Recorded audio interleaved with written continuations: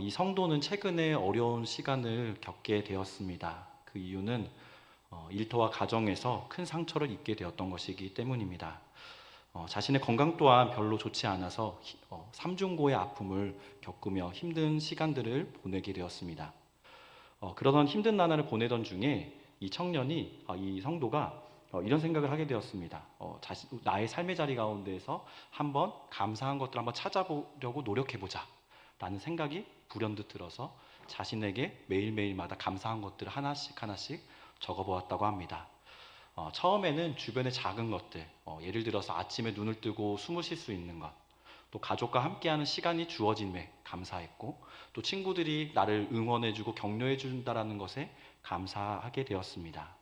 그렇게 매일 감사의 목록을 하나씩 적어 나가면서 그 성도의 마음속에 변화가 일어나기 시작했습니다. 그리고 그 성도는 이렇게 말했습니다. 제가 감사하는 마음을 갖기 시작하니 제 삶이 달라졌어요. 힘든 상황 속에서도 하나님께서 나를 사랑하신다는 믿음이 생겼고 그 믿음 속에서 희망을 발견하게 되었습니다. 라고 고백을 하였다고 합니다. 오늘 이 말씀을 통해서 우리 누가복음 17장의 11절에서 19절까지의 말씀을 통해서 우리가 잃어버렸던 감사를 회복하고 또 11월 한 달은 정말 주님을 바라보며 힘든 시간들 보내고 있지만 감사로 물들여가는 귀한 시간들이 되었으면 좋겠습니다. 함께 말씀을 나누려고 합니다. 11절 12절의 말씀을 제가 봉독합니다. 예수께서 예루살렘으로 가실 때에 사마리아와 갈릴리 사이를 지나가시다가 한 마을에 들어가시니 나병 환자 10명이 그를 만나 멀리서 서서. 오늘 이 말씀은 예수님이 예루살렘으로 가시는 여정 중에 나병 환자 10명을 만나는 장면으로부터 시작하고 있습니다. 나병 환자들은 우리가 잘 알고 있는 것처럼 병에 걸렸는데 그 병으로 인해서 피부 조직들이 끝부분에서부터 하나씩 괴사가 되면서 떨어져 나가는 질병입니다. 보시게 되면 굉장히 혐오스럽고요. 당시에 나병에 걸린 환자들은 공동체로부터 멀리 떨어져서 사회로 격리된 채 살아가야 했습니다. 병에 걸린 것도 너무나 서러운데 공동체로부터도 버려지고 가족으로부터도 버려지고 마을 밖에서 살아가는 고통을 겪게 된 것입니다. 그들은 예수님에게서 치료의 희망을 찾고자 하였습니다. 그런데 12절의 말씀에 보면 멀리서 서서라는 표현을 통해 우리가 알 수 있듯이 그들이 예수님에게 접근할 수 없는 상황이었다는 것을 이 말씀은 표현하고 있습니다. 13절 14절의 말씀 또한 함께 봉독하시겠습니다. 소리를 높여 이르되 예수 선생님이여 우리를 불쌍히 여기소서 하거늘 보시고 이르시되 가서 제사장들에게 너희 몸을 보이라 하셨더니 그들이 가다가 깨끗함을 받은지라. 아멘. 이들은 예수님께 다가갈 수 없는 상황이었지만 접근할 수 없는 상황이었지만 예수님께로 다가가기로 결단을 하고 그리고 이들은 이렇게 외쳤습니다. 예수 선생님이여 우리를 불쌍히 여기소서라고 간절한 간구를 드린 것입니다. 이는 우리의 기도의 본질적인 모습과 또 마찬가지입니다. 하나님의 자비와 은혜를 구하는 고백입니다. 예수님은 이들에게 이렇게 말씀하셨습니다. 제사장에게 너희 몸을 가서 보여주라 라고 말씀하셨습니다.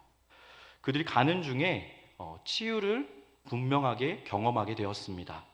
이는 신앙의 행위가 어떻게 하나님의 역사와 연결되었는지를 보여주는 이 구절의 표현입니다.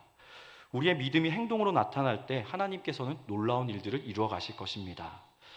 15절에서 16절의 말씀을 제가 봉독합니다. 그 중에 한 사람이 자기가 나은 것을 보고 큰 소리로 하나님께 영광을 돌리며 돌아와 예수의 발 아래 엎드려 감사하니 그는 사마리아 사람이라. 치유받은 10명 중에 단 한 명만 돌아와서 감사의 고백을 드립니다. 10명 중에 한 명만 치료받은 것이 아니라 나머지 9명 또한 모두가 깨끗함을 받았습니다. 그런데 한 명만 돌아와서 감사의 고백을 드렸다고 쓰여 있습니다. 이 사마리아인은 자신이 고침받은 사실을 깨닫고 하나님께 영광을 돌리며 또 예수님께 나와 엎드려 감사했습니다. 그냥 감사한 것이 아니라 엎드려서 예수님께 감사했다. 하나님께 영광을 돌렸다라고 표현합니다.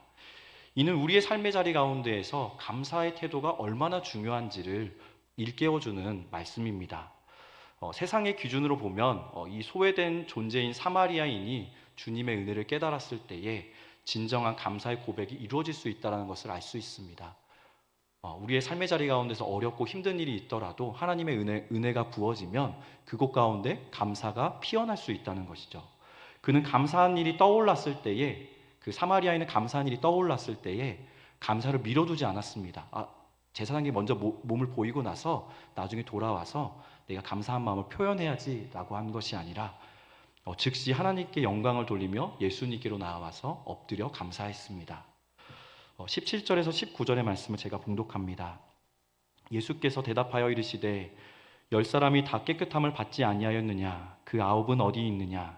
이 이방인 외에는 하나님께 영광을 돌리러 돌아온 자가 없느냐 하시고 그에게 이르시되 일어나 가라, 내 믿음이 너를 구원하였느니라 하시더라. 아멘. 예수님은 돌아온 한 사람에게 질문하십니다. 나머지 9명은 어디 있느냐라고요. 이는 감사의 고백이 우리에게 얼마나 중요한지를 상기시켜주는 표현입니다. 감사는 우리 신앙생활의 기본입니다. 뿌리입니다. 사마리아 나병 환자의 감사의 모습은 하나님의 은혜로 치료받았음을 인정하는 고백입니다. 하나님을 믿고 섬길 때에 우리가 늘 잊지 말아야 할 것은 하나님께서 나를 죄로부터 구원하셨다는 것입니다. 그리고 아무 자격이 없는 나를 살아가시고 오늘도 나와 함께 하신다는 것입니다. 우리가 감사를 잊어버릴 때, 우리가 감사를 잃어버릴 때에는 은혜를 잃어버릴 수밖에 없습니다. 은혜를 잊어버린 채 살아갑니다. 내가 내 능력으로 얻은 것처럼 생각을 하고 하나님께 감사하지 못하고 불평과 불만이 그 자리, 은혜가 싹 있어야 될 그 자리 가운데 불평과 불만이 임하게 되는 것을 보게 됩니다. 그래서 자신의 믿음을 점검해 볼 수 있는 여러 방법들이 있는데 그 중에 하나가 바로 내가 오늘 지금 하나님께 감사드리며 살고 있는가에 대해서 돌아보는 겁니다. 내 입술에 하나님을 향한 불평과 불만이 많다고 한다면 내가 지금 내 신앙의 자리 가운데 지금 감사를 잊어버린 것입니다. 잃어버린 것입니다. 너무나 당연하게 생각하고 하나님께서 주신 것에 대해서 인정하지 못하고 하나님께서 모든 그 섭리 가운데 주권 가운데서 그 일들을 이뤄가셨는데 내가 내 힘으로 내 능력으로 내가 한 거야 라고 하면서 그 하나님이 계셔야 될 그 자리 가운데 내가 올라가서 마치 내가 한 것인 양 생각하고 살아간다는 겁니다. 그래서 우리가 우리의 믿음을 돌아볼 때에 내가 정말 감사하고 살아가고 있는지를 점검해 볼 필요가 있습니다. 우리의 삶의 자리 가운데 불평이 많다고 한다면 우리의 믿음의 모습들은 위태위태한 모습을 하며 신앙생활을 하고 있는 것입니다. 매일 내게 주어진 일에 하나님께 감사드리고 있다면 그 믿음은 하나님과의 관계가 원활하고 하나님 보시기에 건강한 믿음일 것입니다. 오늘날 우리도 나병 환자와 같은 고통의 현실 가운데 살아가고 있습니다. 그 고통의 사연들은 사람들마다 다 제각각이 있을 것입니다. 어떤 분은 육체적인 아픔의 고통 가운데, 또 어떤 이는 정신적인 고통이, 또 어떤 분은 영적인 고통에, 또 미래의 진로에 대한 고통에, 여러 가지 고통들이 우리를 괴롭히고 두렵게 하고 힘들게 합니다. 이러한 상황 속에서 우리는 감사의 마음을 잃어버리기가 너무나 쉽습니다. 우리가 지금 일어나고 있는 문제에 초점을 맞추게 되면, 문제만 바라보게 되면 그 문제의 너머에 계시는 하나님을 바라보지 못해서 그 문제를 통해서 우리의 믿음을 성장하게 하시는, 또 하나님의 뜻을 알게 하시는 그 하나님을 바라보지 못해서 우리는 감사의 마음을 잃어버리기가 쉽습니다. 우리는 죄, 질병, 고통, 이 어려움 속에서 살아가고 있습니다. 하나님 또한 그것을 알고 계십니다. 이 모든 것은 우리 삶에서 깊은 상처를 남기고 때로는 하나님의 존재마저도 하나님이 정말 나와 함께 하시는 것이 맞을까라는 의심이 들게 하기도 합니다. 하나님이 저 사람에게는 역사하시는데 성경 속에서 능력을 행하시는데 왜 내 삶의 자리 가운데에서는 아무 힘이 없는 분이실까라는 정말 하나님이 무능력하다라고 생각될 때까지도 있습니다. 하지만 이러한 상황 가운데에서 하나님은 우리를 구원해 주시는 분이라는 것을 믿으시기 바랍니다. 하나님의 때가 아니라서 지금 일하시지 않는 것이지 하나님이 그냥 능력이 없어서 아무것도 할 수 없어서 가만히 계시는 것이 아니라는 것입니다. 하나님은 우리의 죄를 용서하시는 분이십니다. 로마서 3장 23절의 말씀에 보면 모든 사람이 죄를 범하였음에 하나님의 영광에 이르지 못하더니라고 말씀합니다. 우리의 죄가 우리를 하나님과 멀어지게 하였습니다. 영원한 죽음으로 우리는 갈 수밖에 없는 존재입니다. 지옥에 갈 수밖에 없는 존재입니다. 그런데 하나님께서 우리를 사랑하셔서 예수님을 이 땅에 보내시고 그 그 예수님을 통해서 십자가 대속의 사랑으로 우리의 죄를 깨끗히 하시고 우리를 하나님의 자녀 삼으시고 우리와 동행하시고 하나님의 나라를 이루어 가시는 일들 가운데 우리를 사용하신다는 것입니다. 그래서 이 구원의 은혜를 깨닫는 것이 우리의 감사의 출발점입니다. 우리가 하나님 앞에 감사할 것이 아무리 생각해도 없는데요 라고 하시면 아무 자격이 없는 나를 구원해 주신 그 은혜에서부터 출발하는 겁니다. 하나님, 맞아, 나는 자격이 없는 자였지, 나 교회에 올 만한 사람이 아니지, 나 지금 예배 드릴 만한 자격이 하나도 없는데 내가 지금 교회에 나와서 예배를 드리는구나, 하나님을 찬양할 수 있는 사람이 되었구나 라는 것에부터 출발하는 것입니다. 또한 하나님은 우리의 질병에서 우리를 고통 가운데서 구원하시는 분이십니다. 우리가 병든 몸으로 고통받을 때에 그 아픔을 외면하지 않으시고 치료의 손길을 내미시는 분이 우리 하나님이십니다. 나병 환자들이 예수님께 나아가 우리의 몸을 불쌍히 여겨주옵소서라고 고백하였을 때, 간구하였을 때, 외쳤을 때 우리 하나님께서 그 기도 가운데 들으시고 응답하셨습니다. 하나님은 우리의 기도를 그냥 들으시는 분이 아니시고 그 기도가 응답될 수 있도록 역사를 이루어 가시는 분이십니다. 때로는 그 기도가 즉각적으로 역사하여 응답이 될 때도 있고, 때로는 하나님의 때가 아직은 아니라서 또 더 기다림의 때들도 있을 수도 있습니다. 하지만 하나님은 우리의 기도에 시간이 걸리더라도 하나님의 때에 하나님의 방법으로 이루신다는 것입니다. 이러한 치료와 회복의 경험을 가지고 또 믿고 우리가 감사할 수 있는 저와 여러분 되길 소망합니다. 또한 우리가 겪는 고통과 어려움 속에서도 하나님은 우리의 인생을 책임지시고 인도하십니다. 고난은 때로 우리가 느끼기에는 짊어지기가 너무나 버겁고 힘듭니다. 그래서 아까 말씀드린 것처럼 하나님이 나의 삶의 자리 가운데 역사하지 않는 분으로 느껴지게 하기도 합니다. 하지만 하나님께서 우리에게 고난을 주시는 것, 시험을 주시는 것은 우리의 믿음을 단련하게 하기 위함입니다.